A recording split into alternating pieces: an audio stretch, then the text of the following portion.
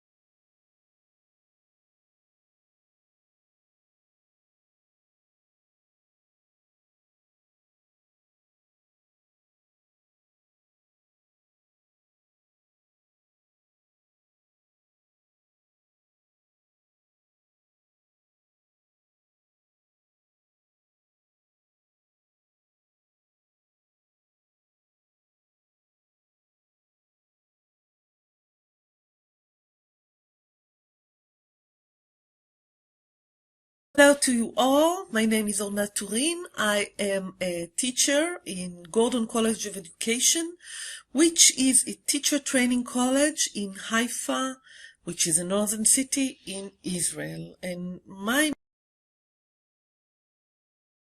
Hello to you all. My name is Orna Turin. I am a teacher in Gordon College of Education, which is a teacher training college in Haifa, which is a northern city in Israel. And my main subject is media literacy. However, my present research subject is the differences in the perception of giftedness among Jewish and Arab students in our teacher training college. And just to introduce a very small introduction, because I have only 6 minutes, I would say that although we tend to perceive giftedness as an individual cognitive trait, as some kind of an accident of nature in a certain individual who got this gift in a bigger amount than other people, giftedness has much to do with the cultural context, and we can see the differences between Athens and Sparta. Sparta glorifies the ethos of battle, while Athens admire words and dialogues and speech and rhetorics, and they were quite next to each other, no more than 100 kilometers, and yet they developed two completely different ethos of giftedness. For many years we had a quantitative definition of giftedness. Giftedness is if the average intelligence level is 115, so giftedness is 130 and above. But then we do have some qualitative, very interesting definitions who says that being gifted is not more of the same. This is something completely different. You have to have certain qualities, and only the combination between them can lead you to be a gifted person. I'm moving straight, I'm passing examples, and I'm moving straight to my research. I wanted to compare between Jews and Arabs in this particular concept. And I have to say that Jews in Israel are the largest majority, 80%, and the Arab are 20%. The Jews speaks Hebrew, and the Arab speaks Arabic. The first group, the Jewish, are privileged, and the second one are a repressed minority. And of course, there are significant differences in all values and customs and way of life and living. My research question is articulated in this way. How are the differences in norms, beliefs, and values expressed about giftedness? And all the students were asked to put themselves in the shoes of a school principal who had a limited budget The principal must choose only 3 enrichment courses from a list of 12 options, and the question was, what would it be? What would be the desirable enrichment courses in the eyes of Jewish and Arab students? And observing the selection of the overall sample, I am glad to tell you that without dividing it by nationality, the most popular courses were rhetoric and fostering leadership, and the lower rating was given to poetry and painting. While searching the difference between the two groups, we can see there are differences. There are more similarities, but the differences were that current affair and politics, next to fostering leadership, was chosen by Jews considerably more than by Arab, and the opposite with programming game for mobile phone. This was preferred by Arab students. And I just want to take this finding, this particular one finding, and try to explain it. Explaining this finding and other findings prove that the political situation in the Middle East permeates into every dimension of life. For a member of the Arab minority, mastering new technology is an alternative mobility channel. Much like sport, it is free from state pressure and discrimination. On the Jewish side, choosing rhetoric, politics, and leadership as a suitable enrichment course shows the effect of the Western globalization. Because I think that the election of Donald Trump and all the reality shows put in the front those capacities of talking and leading, and give them make them a bigger and much more issue than any other quality of our social life. But the main, I think, and most surprising finding is the lack of difference. This means that the two cultures are getting closer, becoming similar to each other regarding proper education and goals in life, even if not within their political aspiration.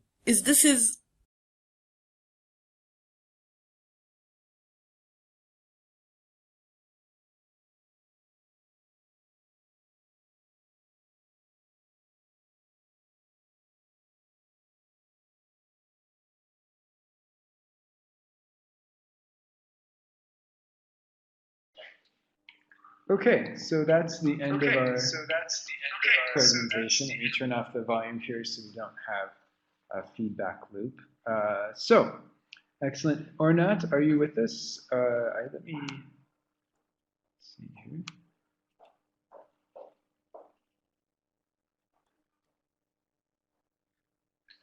I'm not sure Ornat is with us.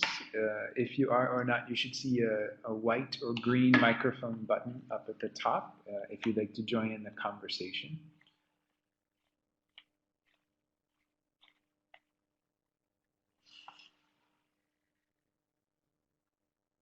We'll wait just a few more seconds here for Ornat to join in.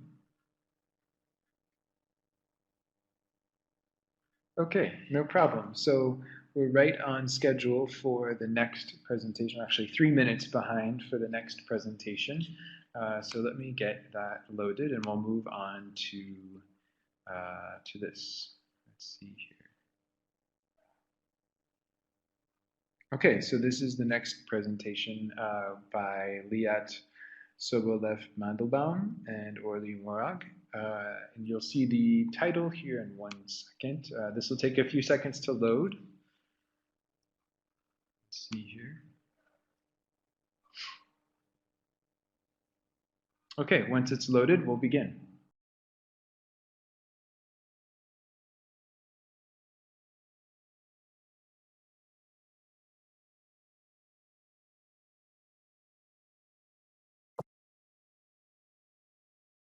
This presentation focuses on the reflective journals written by students in the action.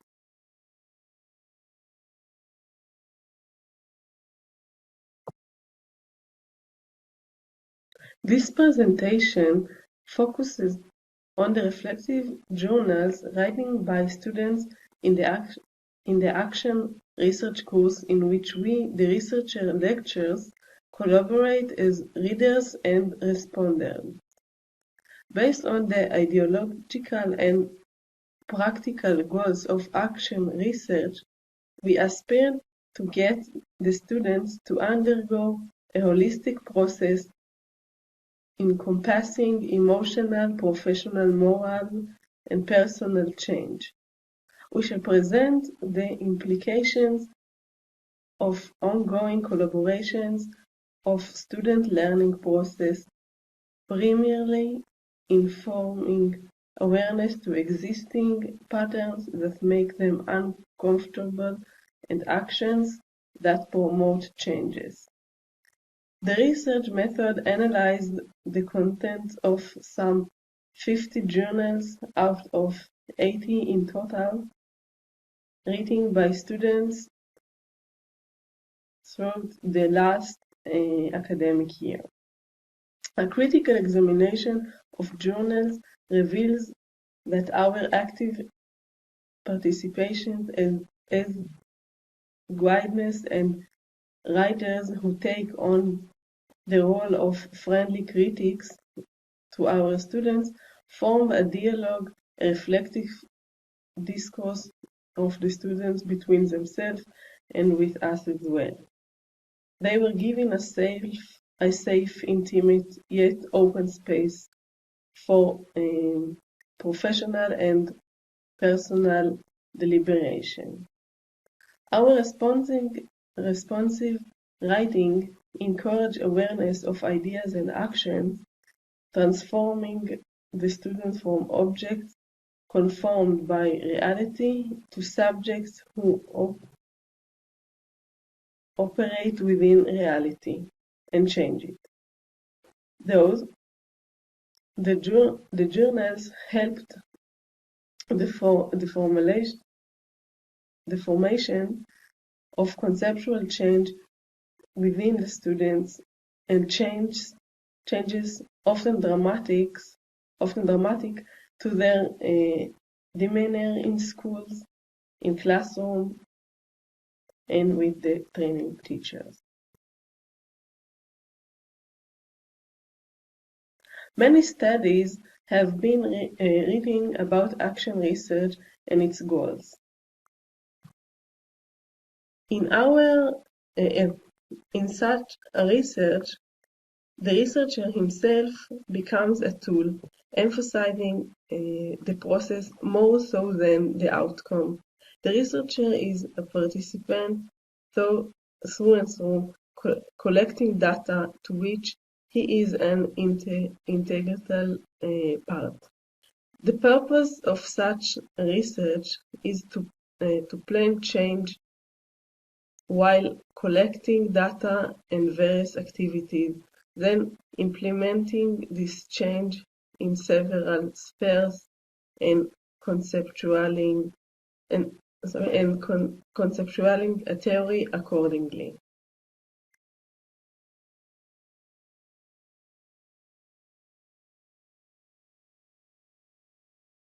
In order to best implement their insights, researchers must define discomfort, suggestions for activity, and desired change. The implementation of action research in education, whether in educational institutions or teacher training institutes, bridge between the ivory tower and academic theory and the actual field. Active teachers who face daily challenges, dilemmas, and discomfort.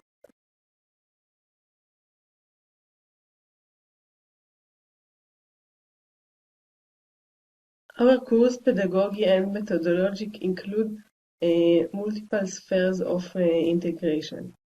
One of them was the journal, a shared Google Docs file in which researching students recorded their ongoing process, and we their guidance provided notes and insights in an ongoing dialogue. The purpose of this journal was to continuously document events in relation to discomfort as examined in the study in relation to emotional, social, moral, and pedagogical aspects. It is a place to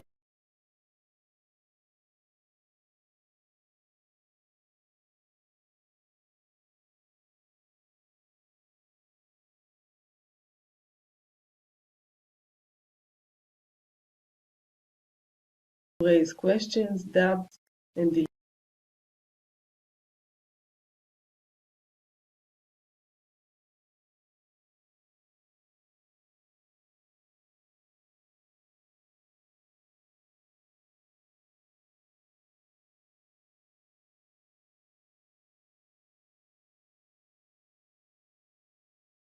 dilemmas, a place to share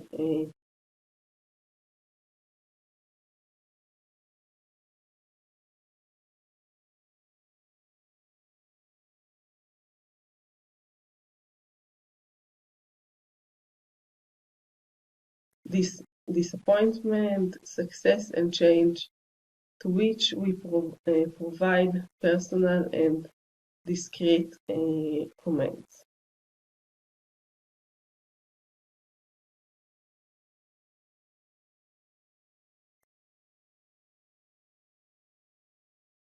Our research findings are in those categories. 1. The journal as a space for cultivating students-wide dialogue. The dialogue in the journals were free, open, non-judgmental, and permissive, allowing for guidance, advisory, and updates. Second, the journal was a tool for developing reflective capabilities and self-critics, expanding thought and problem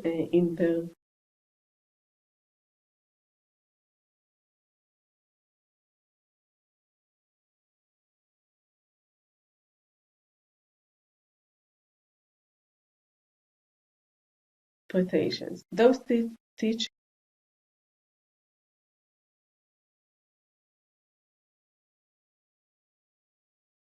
in training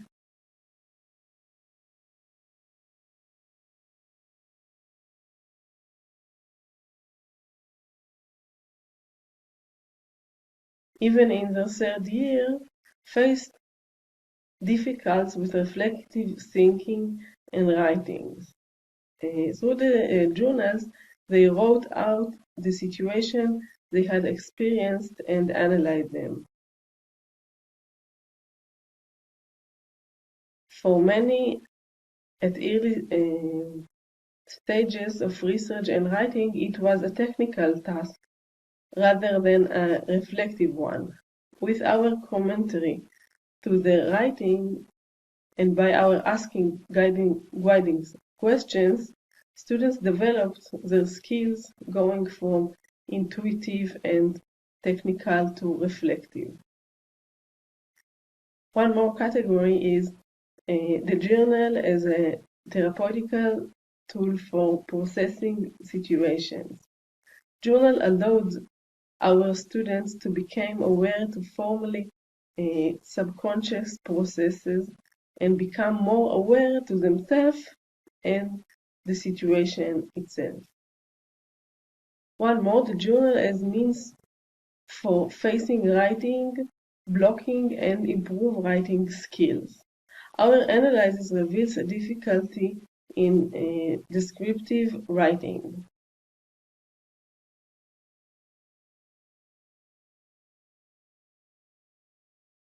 Over the course years, we discussed the dilemmas and challenge as well as the consequences of writing journal. We shared our thoughts and examined how journal can be used in the other students' training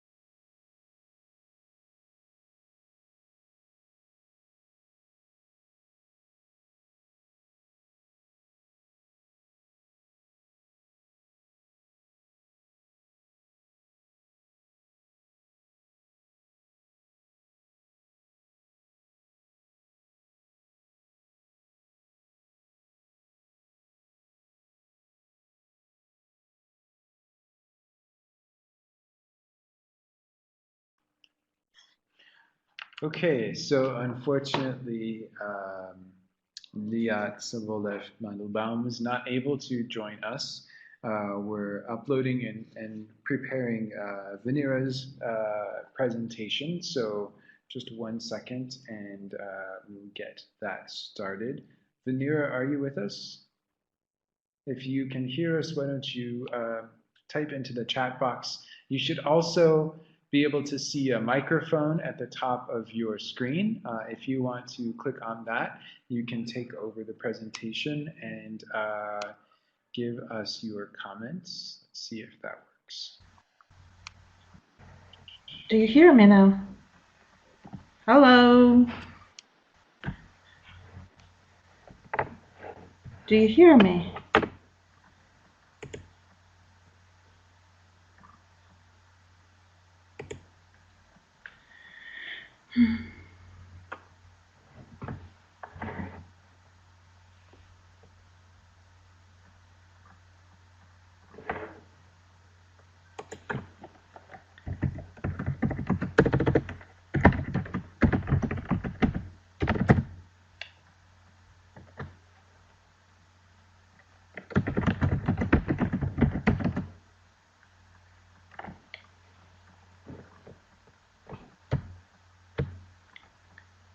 Hello?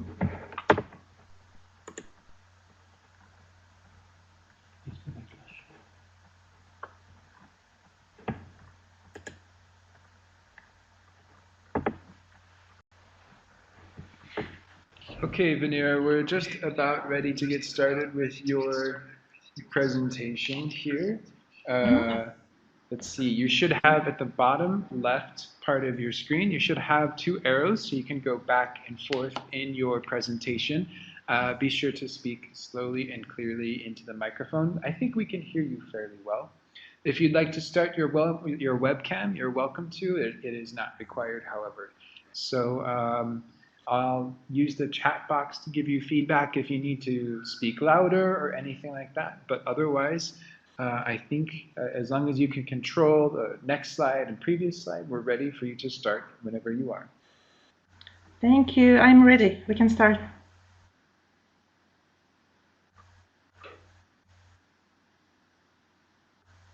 Yeah?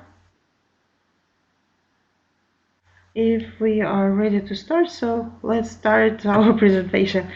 Well, could you please type if you can hear me? Okay, thank you very much. My name is Venera, and today I'm happy to present 2 universities. First, that I'm proud to be a student of, it is International Black Sea University, and North Iraqi University, private Ishik University, where I am working this year. So, as a part of my research, I was very much interested in the content and the course development, where the alignment of the course content assessment and the outlines plays an important role.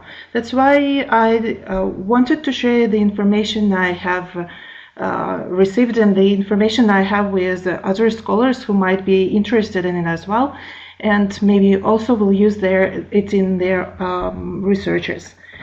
So shortly, the outline of my presentation, you can see it here.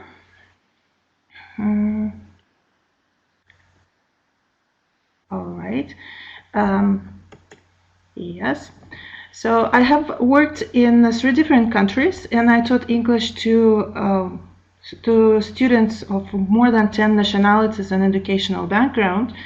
And comparing to writing, reading, and listening, the most problematic skill to be taught has always been and is speaking. That's why I focused on this particular skill on this research. What I found out, many scholars agree on that speech is one of the most complex skills, most of the complex processes in human mind and in human behavior. That is why a lot of scholars, not only linguists but also psychologists, started studying it, and they united the studies in one research, psycholinguistics, which studies how the language is how the language is produced and how it is connected with linguistics. Well, to be okay here. Yes. So most of the teachers think that speech production can be done very well and can be appropriate and very well produced if students have enough knowledge of grammar and vocabulary. But unfortunately, situation is not that simple, and it is essential and necessary to study how the process of speech is done. That's why Leveled, one of the scholars who is interested in this sphere, suggested a linear model of speech production. Oh, sorry. Okay, linear model of speech production.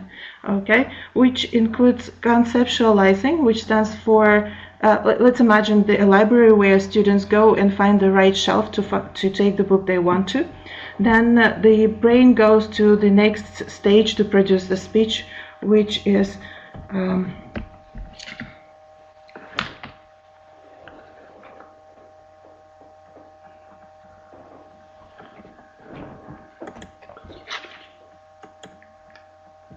I think something goes wrong with the slides. Let me figure it out. Okay. You do not see it on the screen. So we talk a little bit conceptualizing. So the next stage is formulation, where students in their brain find the necessary words, grammar, putting them together into the sentences, and later the speech is ended into articulation, where the muscles and where non-linguistic conceptual system is mapped into the semantic roles in sentences.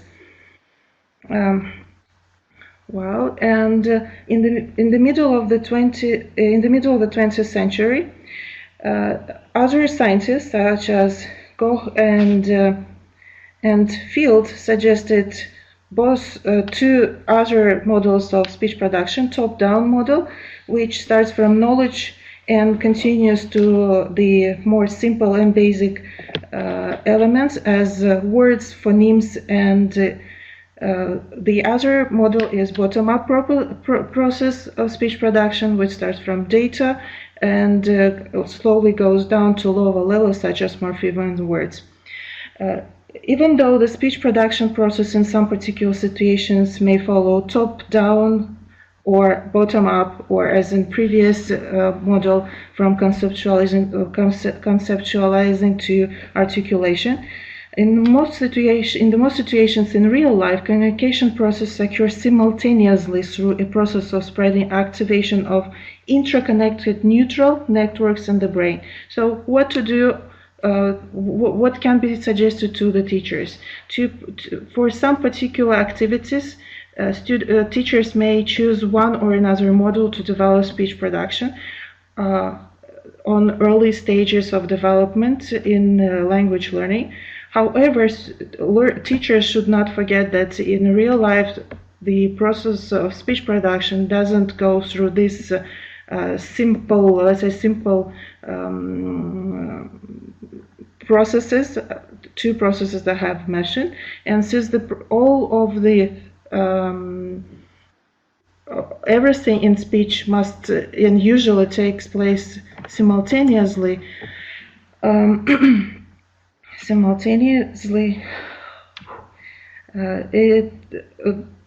the speech production mostly, you do not see it here on the screen.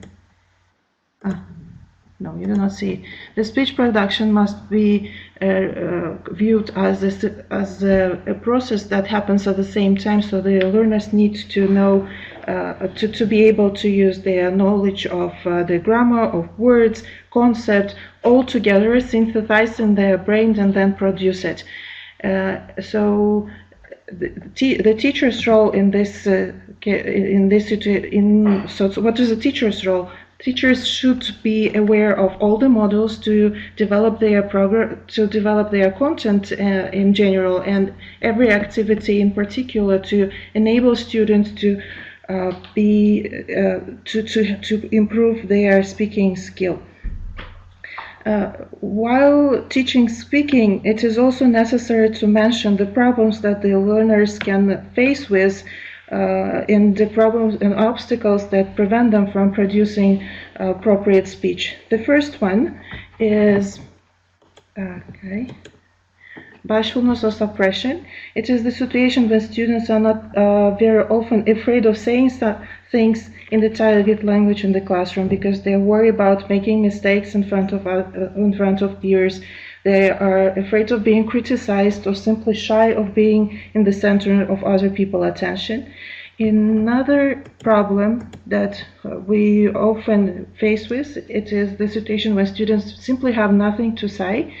In this situation, probably teachers may have their own solutions. My suggestions are to first help students choose the topics for speaking that students might be familiar with, or as a prelude of a speaking activity, teachers may provide some listening, some video, or any similar activities to help students to get information and be able to produce speech later after this speaking activities.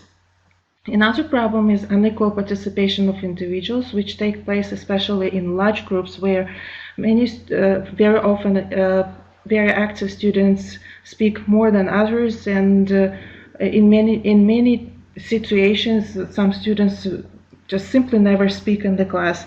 Here, the teacher's role is to provide the activities which will involve all students to speaking process and help them to practice it in the class. It is especially important because in the countries where English language is not spoken on a daily basis, students do not have opportunity to speak English anywhere. It is only the class where they can practice it. Right. And the last problem is the first language use. Students in the class together in the same, especially if they are in the class where all of them speak the same language, it is easier all the time for them to communicate in their own language, which prevents them from practicing English in the class.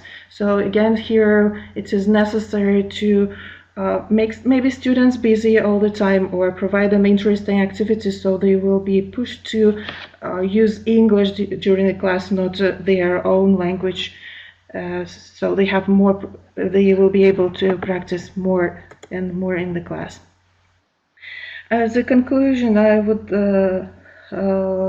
say that speaking, yes, it is very difficult to develop, and we are very often faced with a problem when students have very good knowledge of grammar, very rich vocabulary, but when the turn comes to speaking, they are not able to produce two sentences one after another, and the solution for this problem might be teacher trainings, maybe, or special trainings after the university, maybe, or during the education at the university, preparing English language teachers who would provide them the necessary information how to develop the content, what to pay attention on, and what are the models and what are the processes happening in the human mind. So the teachers will be able to pay attention to each particular process developing and helping students to learn the language and improve it and become more proficient. So in this case, teachers can,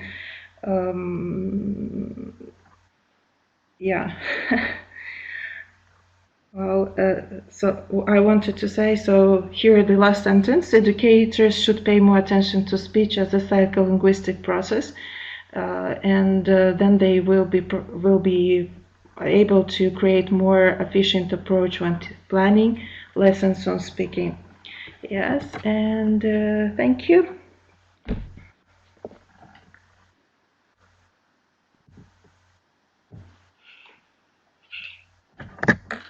Okay, excellent. Thank you so much for sharing that, Vanira. And I hope to someday meet you in person here at IRCEELT. We had one more presenter scheduled today, but it looks like they're not going to join us. And then the last presentation had canceled for today. So I believe that is it for this session of the virtual conference. We have, let's see here, just to remind you, we have, sorry, one second. We have, of course, a website. Let me share that with you very quickly. And I want you to remember that we have lots of resources on this website and more information coming soon about the proceedings from the conference. The recordings of this session will be available on the website as well.